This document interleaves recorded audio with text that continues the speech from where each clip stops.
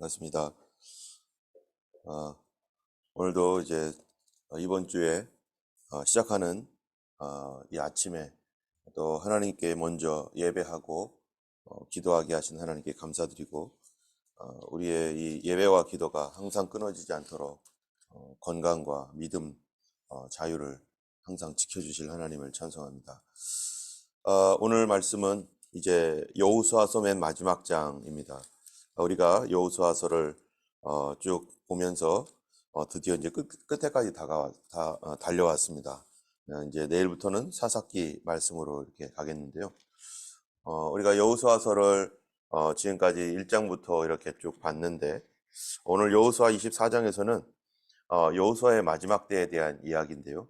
그 여호수아의 마지막에 이제 신명기도 그렇고 여호수아도 그렇고 다른 성경들이 민수기도 그렇고 이렇게 보면은 맨 마지막에는 그 전에 있었던 모든 그 역사들을 한 번씩 쭉 훑어줘요.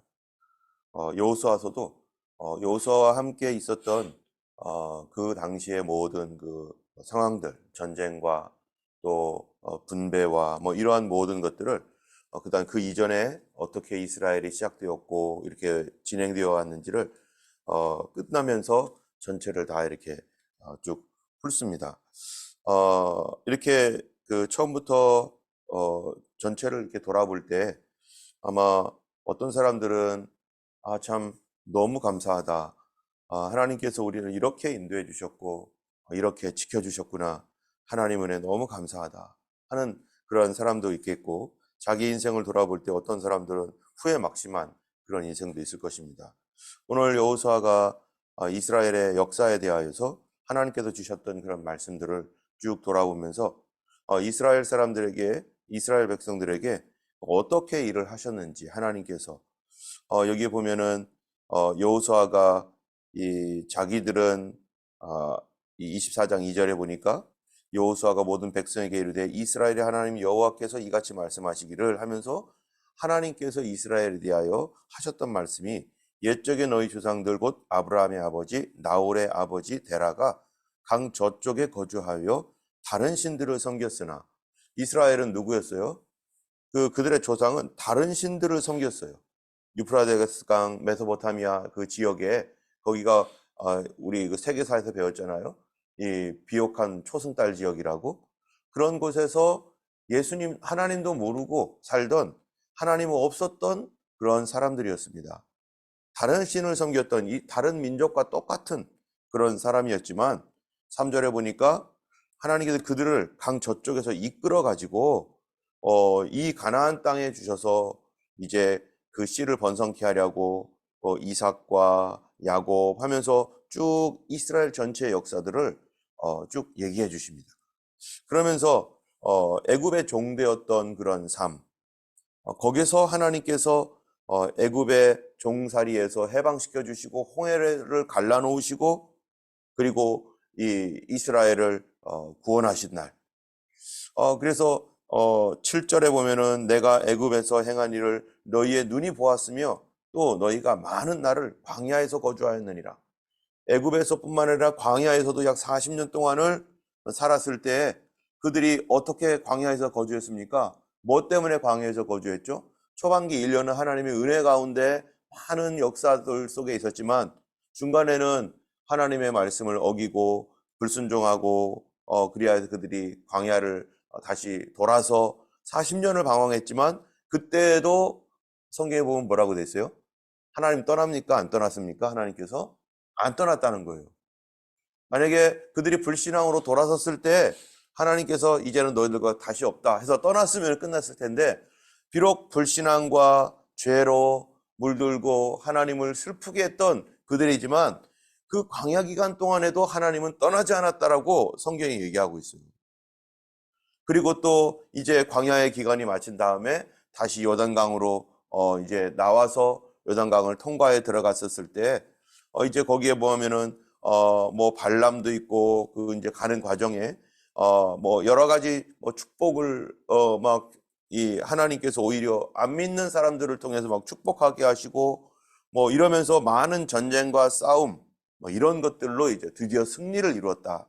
하나님께서 이 모든 승리를 주셨다. 그렇게 말씀하고 있습니다. 13절에 보면은 24장 13절입니다. 내가 또 너희가 수고하지 아니한 땅과 너희가 건설하지 아니한 성읍들을 너희에게 주었더니 너희가 그 가운데서 거주하며 너희는 또 너희가 심지 아니한 포도원과 감람원의 열매를 먹는다 하였느니라. 이제 하나님께서 이 가나안 땅이 가지고 있는 그 모든 풍부를 하나님께서 다 어떻게 하셨다는 거예요? 그들에게 주었다. 그들이 노력하지 않았던 것들을 하나님께서 그들에게 허락해 주셨다. 이것이 지금까지 하나님께서 이스라엘을 돌보시고 보호하셨던 그런 역사입니다. 이러한 그 하나님의 놀라운 섭리 가운데 이스라엘 백성들이 이렇게 하나님 앞에 살았을 때 이제 하나님께서 이 여호수아에게 또 말씀하시는 거. 그거는 뭔가 하면요. 하나님과의 뭐를 기억하라는 거예요? 언약을 기억하고 있어라. 언약을 기억하라. 여러분 우리가 여호수아서나 민수기서나 이런 데 보면은 하나님의 언약에 대하여서 계속해서 얘기하고 있는 게 뭡니까? 민수기에서도 그렇고 신명기에서도 그렇고 계속 하나님의 언약은 어떤 게 언약이었냐면은 너희가 내 말을 잘 듣고 내 언약을 지키면 너희는 세계 모든 민족 중에서 내 소유가 되고 내 백성이 되고 거룩한 나라가 될 것이다 라고 하는 것이 하나님의 언약이었지만 또 반대편에서는 뭐였죠? 하나님께서 여호수아를 통해서 가나안 땅에 들어가고 아이성을 딱 점령한 다음에 그들이 올라가 가지고 했던 게 뭡니까? 그리심산과 에발산에 거기에 돌비를 세운 다음에 거기서 축복과 저주를 선포하는 거예요. 하나님의 말씀을 들으면 복이 될 것이고 하나님의 말씀을 듣지 않으면 저주가 될 것이다. 그래서 우리 23장 15절에 보면은 이런 말씀이 있어요. 23장 15절에 너의 하나님 여호와께서 너에게 말씀하신 모든 선한 말씀이 너에게 임한 것 같이. 그 다음에 뭐예요? 여호와께서 모든 불길한 말씀도 너희에게 임하게 하사 너희 하나님 여호와께서 너희에게 주신 이 아름다운 땅에서 너희를 멸절하기까지 하실 것이라. 여기에 이스라엘은 언약의 백성으로서 하나님과 약속을 맺었는데 그들이 왜 하나님의 도움을 받을 자격이 있습니까? 그들의 실수와 부족함과 잘못함이 많음에도 불구하고 그들이 왜 하나님의 도움을 받을 자격이 있는 거죠? 언약을 맺었기 때문이죠. 그러면은 그들이 왜 하나님께 벌을 받을 수밖에 없는가요? 그것도 뭐기 때문에요? 언약을 맺었기 때문입니다.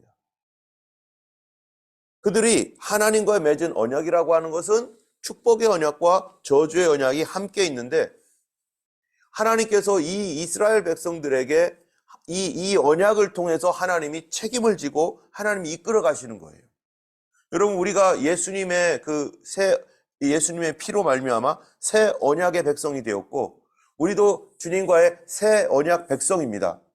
그래서 이 예수님 안에서 아브라함의 복이 우리에게 임했고 아브라함의 기업이 우리의 기업이 되는 것이고 아브라함의 하나님이 우리의 하나님이 되시고 우리는 이방인으로서 하나님도 몰랐던 저희들이었지만 예수님의 피로 새 언약의 백성이 되었어요. 그러면은 이 새 언약이라는 게 뭡니까? 예수 그리스도로 말미암아 우리가 하나님의 자녀가 된 것이고 하나님의 구원의 백성이 되었다는 것입니다. 이 언약을 맺지 않은 사람들은 어떤 사람들이에요? 하나님이 천지를 창조하셨지만 그들이 하나님의 언약 가운데 있지 아니한 상태에 있다면은 그들은 하나님의 백성이 아닌 거예요. 영적으로는 하나님의 백성이 전혀 아닌 상태이죠. 때문에 하나님께서 주신 특별한 구원의 언약은 우리와 하나님 사이에 개별적으로 다 맺어져 있는 거죠. 교회를 통해서 이렇게 다 맺어져 있고 개별적으로 하나님과 나 사이에 언약에 맺어져 있는데 이 새 언약에는 축복만 있습니까? 그렇지 않습니다. 축복만 있는 것이 아니라 저주도 있는데 이미 하나님께서 우리에게 준 게 뭐냐면 예수 그리스도의 새 언약을 통해서 우리를 하나님의 축복된 백성으로 이미 삼아 놓으셨어요. 언약이라는 것이 우리가 잘하면 너가 하나님 백성이 되고 잘못하면 저주받을 거야 이게 아니에요. 언약이란 게 뭐냐면은 하나님과 나 사이에 이미 하나님 백성이 되었기 때문에 나와 하나님 백성이 나와 하나님과 내가 언약을 맺어서 이미 내가 누구가 된 거예요? 구원받은 거예요. 성령으로 거듭나고 예수님의 보혈의 피로 씻김 받은 그 순간이 이미 거듭난 거예요. 거듭나기 위해서, 구원받기 위해서 언약을 맺는 게 절대 아닙니다. 이미 우리는 구원받은 것입니다. 그런데 이 구원받은 그 은혜, 이 은혜를 유지하고 지키는 데 있어서 또 다른 언약이 거기 안에 있는데, 그리스도를 떠나지 말아라. 그리스도 안에 늘 거하고 있어라. 우리가 어제 요한복음 15장에 있는 말씀과 같이 포도나무에 가지가 붙어 있지 아니하면 절로 과실을 맺을 수 없음 같이 너희도 내 안에 있지 아니하면 그러하리라. 가지가 포도나무에서 떨어지면 사람들이 그것을 주워다가 불살라 버린다. 우리는 이미 그리스도 안에서 이 못된 무화과 나무였는데 참 감람나무에 우리가 접붙임 받아가지고, 돌 감람나무가 참 감람나무에 접붙임을 받은 게 바로 언약을 맺은 것이고 하나님의 백성이 되었는데, 이 하나님의 백성을 유지하는 것은 이제 어떻게 해야 될 것인가? 그 언약 안에 그 백성들이 하나님의 백성으로서의 유지가 깨어지는 것도 그 안에 있고, 그리고 그렇게 되었을 때 저주도 그 안에 다 있기 때문에 우리는 하나님의 선한 말씀에만 있는 게 아니라 불길한 말씀이라고 하는 그 저주에도 우리가 언약이 되어 있다는 것입니다. 그래서 오늘 24장에 이제 이 14절 이후에 1절부터 13절까지는 지금까지 이스라엘 백성들의 역사였고, 그리고 특별히 이제 14절부터 11절부터 13절까지는 이스라엘 백성들이 요단강을 건너서 여리고를 통과하고, 그리고 가나안 중부, 남부, 북부 지역을 다 전쟁을 하면서 발로 밟아가지고 다 이제 정복했어요. 이 정복했었을 때 이게 누구의 은혜라는 거예요? 이스라엘의 스스로 한 게 아니라 하나님의 은혜라는 거다. 11절에 보니까 너희가 요단을 건너고 여리고에 이른즉 여리고 주민들 곧 이러이러한 족속들이 너희들과 싸우기로 내가 그들을 너희 손에 넘겨주었다. 이 외적인 전쟁이 그들 삶 가운데 외적인 전쟁이 있었어요. 그 외적인 전쟁이라는 게 뭡니까? 이 여리고성이라든지 많은 성들을 점령해야 되는 그 외적인 전쟁. 앞에 큰 문제들이 있다는 거죠. 그 성들은 이스라엘 백성들에게 뭡니까? 거기는 우리 땅이라는 거예요. 가나안 족속들이 거기 오래 살았잖아요. 그런데 왜 가나안 족속의 땅이 아닙니까? 그 땅 원래가 누구 땅이니까요? 하나님의 땅이고, 이 하나님께서 이 백성들을 지금 이스라엘 백성에게 줬기 때문에 그들을 쫓아내야 되는 거예요. 그래서 그들이 당연히 차지할 이 땅을 쫓아내고 있는 이것이 그들 이스라엘의 능력이 아니라 하나님의 능력으로 그들을 다 쫓아내 주셨다는 거예요. 그들이 그 땅을 어떻게 했기 때문에? 더럽혔기 때문에. 어제 어떤 목사님을 만났는데 그 목사님이 한 집이 있는데 렌트를 주었답니다. 한국 사람한테. 한국 사람이 렌트를 주었는데 이 한국 사람이 이게 약간 폭력배인 것 같아요. 그래가지고 오랫동안 아주 싼 가격으로 했는데 나가라니까 안 나가겠다는 거예요. 자기가 몇 년 더 있겠다는 거예요. 어떻게 해야 돼요? 여기가 무슨 한국도 아니고. 이럴 때는 간단한 방법이 있죠. 법으로 하면 되죠. 법으로. 그럼 법에서 와가지고 집행하고 뭐 이렇게 하겠죠. 그거를 웬만하면은 안 하려고, 그런 것들은 한국 사람이니까. 근데 여기서도 그 이러고 있는 사람이 있어요. 내 집인데 자기가 버티고 못 나가겠다는 거예요. 주인이 가라는데도. 바로 여러분, 이 이스라엘 땅, 가나안 땅은 거기가 누구 땅이에요? 하나님 땅인데 지금 가나안 족속이 거기에 들어와 살고 있는 거예요. 이제 나가 했더니 안 나가고 버티는 거죠. 그 마침 똑같은 거죠. 이스라엘 백성들이 거기 들어가야 되는데, 새로운 사람이 세입을 해서 들어와야 되는데 안 나가고 있는 거죠. 이럴 때 하나님께서 감당할 수 없는 그 일을 그들로 하여금 행하셨다. 그리고 그들은 열심히 뭐 했습니까? 믿음으로 가지고 막 싸웠어요. 도전했어요. 그래서 그들을 물리치고 깨끗하게 했어요. 자, 이제는 어떻게 해야 될 것인가요? 우리도 마찬가지죠.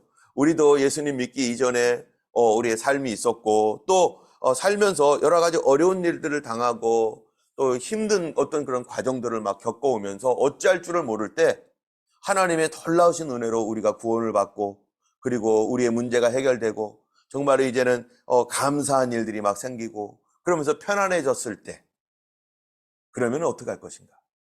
그 과정에서 예수님을 만났고 붙들었고 은혜를 받았고, 그래서 하나님의 백성이 되었어요. 그래서 이제는 모든 일들이 형통하게 되었어요. 그러면 어떻게 될 것인가? 그러면 이제는 어떻게 할 것인가? 이거죠. 하나님께서 이스라엘 백성으로 하여금 외적인 전쟁, 이제는 그 악한 것들과 싸우며 막 투쟁하며 막 뒤집어지며 잘못하면 내가 죽니 네가 죽니 하면서 막 이런 싸우는 가운데 하나님의 승리로 하나님께서 은혜를 주셔서 승리했던 외적인 전쟁이 끝나면 이제 하나님께서 나에게 주신 이 은혜와 하나님의 이 축복을 지키는 무슨 전쟁이 남아있어요?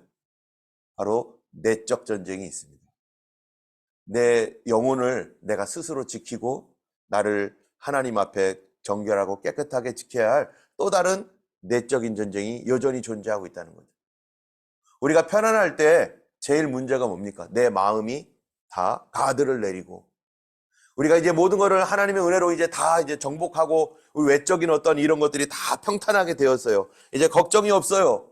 그럴 때 내 안에 내 마음을 다 내려놓고 믿는 믿음마저도 다 가드를 내려놓을 때 그때 뭐가 되는 거예요? 그때 하나님의 언약의 말씀이 있다는 걸 기억해야 됩니다. 내가 그리스도의 보혈의 피로 구원받았으니 이 구원의 은혜를 지키려면 내 안에 있는 내 중심을 지키고 내 믿음을 지키고 이제 하나님의 은혜로 외적인 것들이 평탄해졌을 때 새로운 전쟁이 우리 안에 있겠다는 거예요. 믿음을 지켜야 되고 내 구원을 지켜나가는. 자, 14절부터가 그런 얘기예요. 14절에 뭐라고 되어 있습니까? 그러므로 이제 여호와를 경외하며 온전함과 진실함으로 그를 섬기라. 너희 조상들이 강 저쪽과 애굽에서 섬기던 신들을 치워버리고 여호와만 섬기라. 이게 첫 번째 말씀이에요. 이제 이 모든 것들, 이제 이스라엘 백성이 가나안 땅을 다 정복했으니까 이제 얼마나 좋아요. 편안하다. 안전하다. 이제 더 이상 걱정이 없다. 이제 저기 조금 남아있는 것들은 이제 얼마 있으면 그거 다 없어질 거죠. 예. 그런데 이제 다 됐다. 라고 할 때, 이제부터는 뭐 할 거라고요? 하나님을 섬기라. 내적으로 하나님을 섬기는 거를 놓지 말고, 이제 하나님을 섬기는 진짜 믿음을 가질 차례다. 그래서 첫 번째가 뭐 여호와를 경외하며, 여러분 여호와를 경외한다는 말이 뭡니까? 하나님을 두려워할 줄 아는 거죠. 하나님을 두려워할 줄 아는 그 경외하는 신앙의 특징이 있어요. 하나님을 경외하는 신앙은 뭐냐?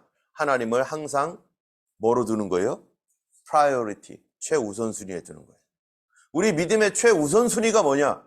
예전에는 뭐 이것도 우선순위, 자녀들도 돈 뭐 이런 것들이 막 우선순위였고 그것 때문에 힘들었잖아요. 그것 때문에 어려웠잖아요. 그런데 하나님께서 그거를 이길 수 있게 하시고 그거를 돌봐주시고 그거를 지켜주셨단 말이죠.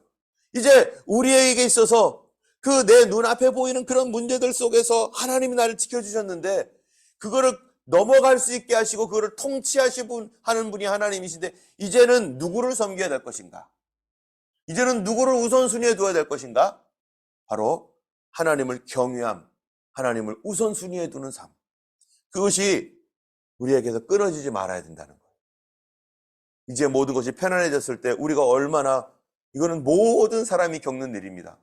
우리 안에 하나님을 경외함이 사라지고 안전하다, 편안하다, 이제는 걱정이 없다 할 때 이제 우리 정신을 놔버리고 하나님을 경외하는 삶에서 이제는 내 육신의 만족을 다시 찾아가는 그러한 삶으로 돌아가는 우리의 모습들을 바라보고, 예전에는 기도하며 하나님 앞에 매달렸는데 그런 것들이 없어지니까 이제는 뭐를 해야 되는 거예요? 이제는 열방을 위해 기도하고 믿지 아니하는 영혼들을 위해서 기도하고 어려운 성도들을 위해서 기도하고, 이제 내 기도가 이제 어느 정도 이제 됐으니까 이런 이제 내 기도에서 이제는 세상을 향하는 기도로 이제는 더 나아가고 하나님의 사역과 사명을 위한 기도로 더 나아가고 교회를 위한 기도로 더 나아가고 그렇게 나가야 되는데 그 방향을 잃어버리는 거예요. 그 순간에 내가 어디로 가야 될지를 모르는 거예요. 그러니까 하나님 경외함에서 떠나가게 되고 기도가 어떻게 되는 거예요? 기도가 멈춰지게 되는 거고 기도할 게 없어졌다는 거예요. 아니죠. 기도할 게 없어진 게 아니라 이제는 새로운 차원의 기도로 가야 되는 거죠. 하나님께서 우리를 새로운 길로 인도하시는 건데 하나님과 함께 기도하는 거. 어제 어떤 교회 개척하는 그 개척교회에 가서 개척 예배를 드리는데 그 사회 보는 목사님이 참 너무 좋으시더라고요. 뭐라고 했냐면은 이제 거기에서 설교하는 분도 와서 설교도 하고, 축사하는 분도 축사하고, 뭐 이렇게 뭐 축복하고 막 다 그런 시간을 가졌습니다. 그러면 이제 그 목사님들이 나와가지고 뭐 축복하고 축사하고 뭐 다 이러잖아요.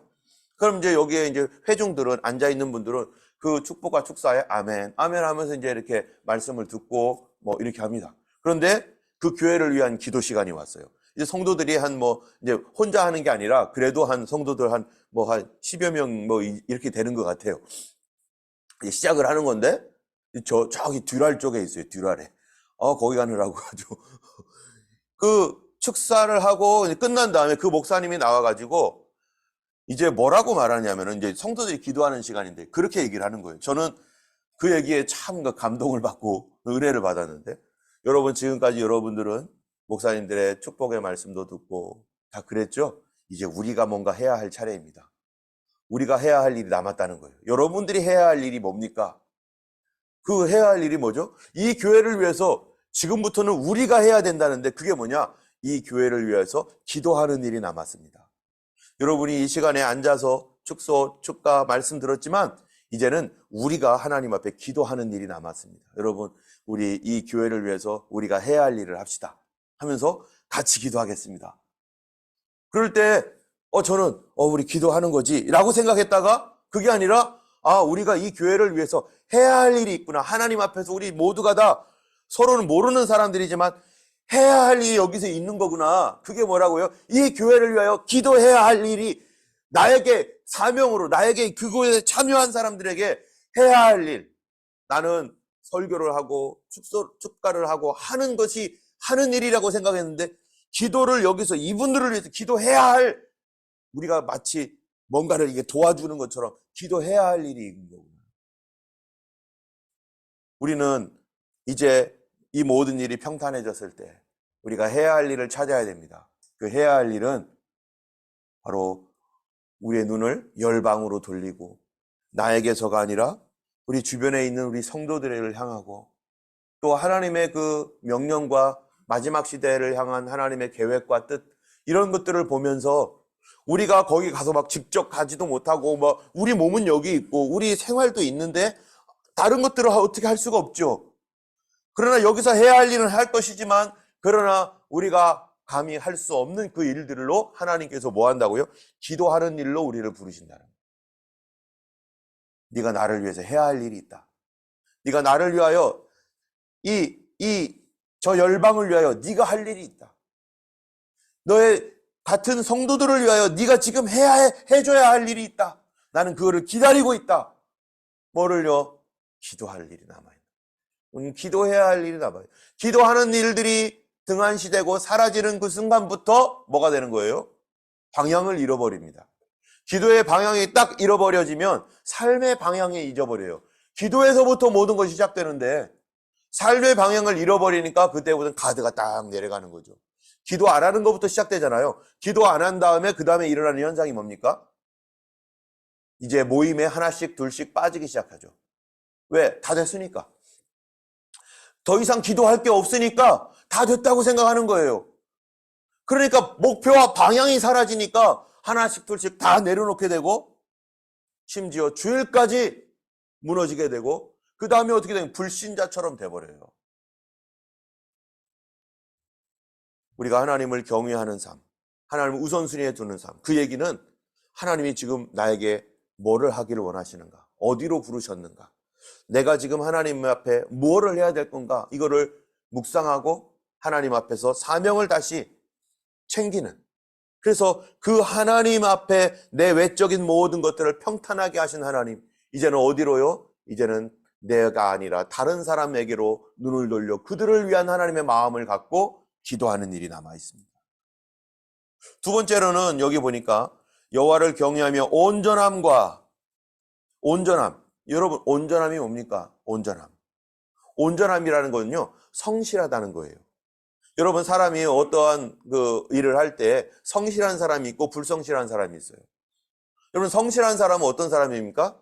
항상 그 일을 미리 준비하고 미리 생각하고, 그리고 그 일에 절대 자기가 해야 할 일들을 빠지지 아니하고 끝까지 가는 거죠. 그게 성실함이라는 건 충성스러움도 마찬가지죠. 우리가 무언가를 할 때, 우리가 예배 때 그 예배 위원들이나 이런 분들이요, 몇 분 전에 옵니까? 우리가 도대체 30분 전에, 적어도 30분 전에 와가지고요 준비합니다. 그래서 와서 내가 특별히 하는 일이 없고, 어떤 분은 그 이전에 와가지고 미리 기도하고 있어요. 기도하다가 그 다음에 모임이 있으면 이제 모입시다 하면 모여가지고 또 자기 이런 일 저런 일 하고, 그리고 다 준비되어 가지고, 그래서 그 일이 내가 맡은 일이라면 언제든지 내가 충성을 다하여 빠지지 않는 거, 내가 최선을 다하여 그 일을 행하는 거, 그게 프라이어리티죠. 하나님 앞에 우선순위를 두는 거, 예배의 우선순위를 두는 거. 내일이 바쁘지만, 모든 약속들이 있지만 주일 예배를 위해서 그 시간 다 비워놓고, 또 거기에 헌신하는 사람들은요, 그룹장, 부룹장, 팀장, 또는 뭐 여기 뭐 성찬봉사, 뭐 안내, 뭐 여러 사람들은요 더 헌신하는 거예요. 그래서 다른 사람들보다 더 많은 시간들을 하나님 앞에 드리는데, 그것이 성숙하니까 그렇게 되는 거죠. 더 성숙한 사람들은 더 많은 것들을 하나님 앞에 성실하게 수행합니다. 구원 받았다고 해서 다 성실해지느냐? 그렇지 않습니다. 사람들이 지금까지 살아왔던 그 삶이 있기 때문에 어떤 사람들은 성실하지 않은 사람이 있어요. 구원 받았어도. 하나님 앞에 믿음으로 이것이 어떻게 돼야 돼요? 고쳐져야 되죠. 이제 변화돼야 되는 거죠. 사람들마다 다 약점이 있잖아요. 어떤 사람은 아침에 못 일어나는 사람이 있어요. 400비도 난 죽어도 안 돼. 그런 사람들도 있어요. 왜? 아침에 도저히 일어날 수가 없는 사람도 있고. 우리가 그런 것들을 알지만, 그러나 우리의 삶 가운데서 하나씩 어떻게 해야 돼요? 하나님의 뜻대로, 내가 그것은 나의 이러한 습관과 내 잘못된 어떤 그런 것들 이제 하나씩 고쳐나가는 거, 하나님의 사람으로. 그거 중에 가장 중요한 것 중에 하나가 온전함, 마음의 성실, 충성됨. 한번 시작했으면 꾸준히 하는 거, 끝까지 하는 거, 시간을 지키는 거, 늦지 않는 거, 하나님 앞에 성실하게 임하는 거. 또 여기 보면 진실함으로라고 해서 진실함. 여러분, 진실이 뭡니까? 진실이 정직한 겁니까? 진실이라는 건요, 진리라는 거예요. 진리. 여러분, 하나님 앞에 어떻게 섬겨야 돼요? 하나님 앞에 진리로 섬겨야죠.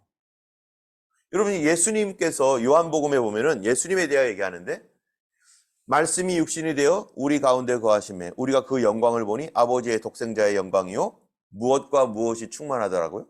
은혜와 진리가 충만하더라. 은혜는 뭡니까? 은혜는 하나님께서 우리에게 내려주시는 거예요. 여기에 보면 이스라엘 백성들이 막 어려운 가운데 승리하고 싸우고 막 이럴 때, 막 싸움으로 막 힘들고 그럴 때 하나님이 도와주셔가지고, 그럼 이기게 하고, 하나님이 도와주시고서 막 넘어가게 하고, 버티게 하고, 견디게 하고, 하나님의 도움 가운데 막 고침받고 승리하고, 이게 하나님의 도와주신 하늘로부터 내려오는 것이 은혜입니다. 근데 진리는 뭡니까? 진리는 내가 하나님 앞에 어떻게 해야 되는 거예요? 반응을 하는데, 은혜로 반응합니까? 내가 하나님께 은혜를 끼칩니까? 그게 아니죠. 우리는 하나님 앞에 뭐로 반응해야 돼요? 진리로 반응하는 거예요. 어떻게? 말씀대로 반응하는 거예요. 하나님의 은혜를 받았으니 내가 하나님 말씀 순종해야지. 이게 반응이잖아요.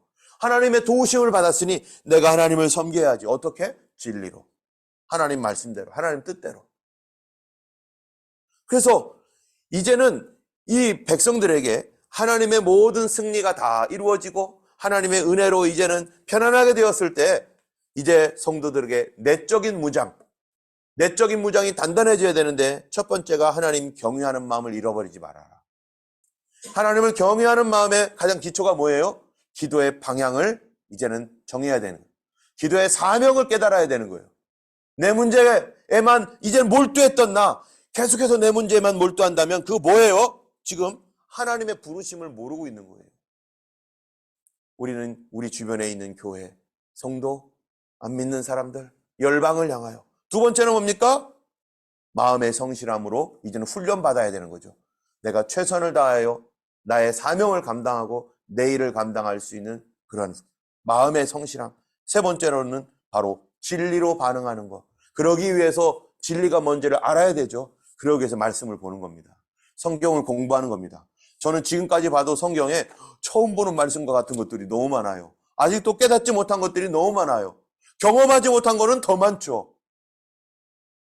때문에 우리가 끊임없이 주님의 나라 갈 때까지 이 말씀 공부하고 이 말씀 배우고 이 말씀을 따라가고 이 말씀 옆에 반응하도록 진리로 반응하는 것.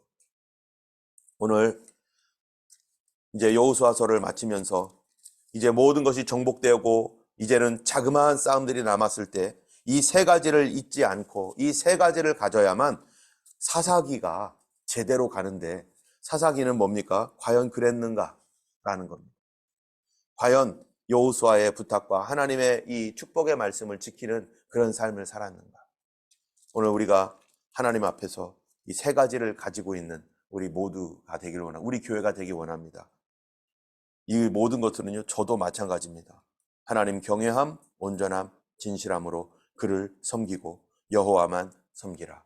그런 교회, 그런 성도님 되기를 예수님으로 축원하고, 그런 우리 자녀들, 그런 우리 가족들이 되기를 위해서 또 기도해 주시고, 오늘도 성도님들과 이 열방 땅을 위해서, 하나님의 나라를 위해서, 주님의 오심을 위해서 함께 기도하시는 여러분 되기 원합니다.